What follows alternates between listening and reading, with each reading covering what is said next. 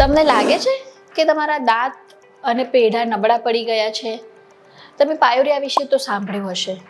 આજના વિડીયોમાં આપણે ઇન ડિટેલ પાયોરિયા જે છે એ સ્પ્રેડ કેવી રીતે થાય છે અને એની શું કન્સિક્વન્સીસ હોય છે એના વિશે જાણીએ.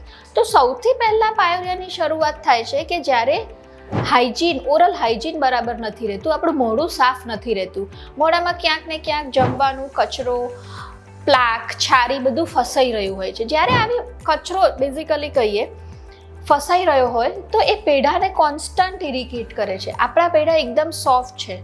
જ્યારે એ સોફ્ટ વસ્તુને કોન્સ્ટન્ટ કોઈ બી ફસાયેલો જમવાનું, અનાજનો દાણો કે છારી ઇરિટેટ કરે છે તો ઇન રિસ્પોન્ડ પેઢા પણ રિસ્પોન્ડ કરે છે. પેઢા કેવી રીતે રિસ્પોન્ડ કરે છે?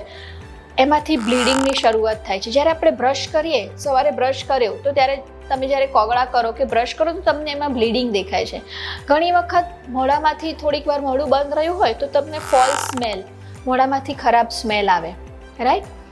તમે ક્યારેક જો ધ્યાન આપો તો તમારા પેઢામાં થોડી રેડનેસ અને સોજો આવે, કારણ કે પાયોરિયા એક એવો રોગ છે, ઇટ્સ અ સાયલેન્ટ ડિઝીઝ. એમાં તમને દુખાવો નહીં થાય. તમને એવો દુખાવો નહીં થાય કે તમારે આમ પકડીને બેસી રહેવું પડે કે હાલ ને હાલ દવા લેવી પડશે, હાલ ને હાલ ડૉક્ટર પાસે જવું પડશે. એવો દુખાવો ક્યારેય નહીં થાય.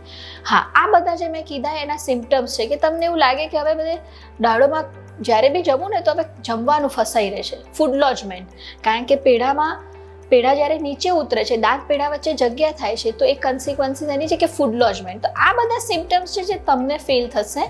હવે એની ફર્ધર કોન્સિક્વન્સીસ શું થાય? જો આ સ્ટેજ ઉપર પણ તમે જ્યારે આ બધા સિમ્ટમ્સ ઓબ્ઝર્વ કર્યા તો સૌથી પહેલી એડવાઇસ છે કે તમે તમારા ડૉક્ટરને કન્સલ્ટ કરો, because steel it is reversible. એને સારવાર કરી શકાય છે. સફાઈ, તમારી પર્સનલ કેર, એ બધાથી આપણે આ બધા સિમ્ટમ્સને રિવર્સ કરી શકીએ છીએ. પણ સ્ટીલ જો આપણે આ સ્ટેજ પર એને અવગણ્યું કે એને ધ્યાન ના આપ્યું તો વોટ આર ફર્ધર કન્સિક્વન્સીસ, કે હજી પાયોરિયામાં ખરાબ શું થઈ શકે મોઢામાં? તો એક વસ્તુ છે રિસેશન, પેઢા નીચે ઉતરી જવા. પેઢા દાંતનું પકડ છોડી દેશે, રાઈટ? જે દાંત તમારા મજબૂત પેઢામાં ઊભા છે, જ્યારે તમે જમો છો, જે લોડ બેર કરે છે, એ પેઢા દાંતની પકડ છોડી દે છે, સો દેટ તમારા દાંતનું હલવાનું શરૂ થઈ જાય છે. બીજી એક કન્સિક્વન્સીસ છે બોન લોસ, કે જે તમારું હાડકું છે જે પેઢાને સપોર્ટ કરે છે એ ઓગળવા લાગે છે. આ બધી એની ફર્ધર કન્સિક્વન્સીસ છે. આની સારવાર શું? એના માટે we are coming up with the next video on 31st January. I am Dr. Khyati Barot from 32 Pulse Science City. For details, read our captions. Thank you.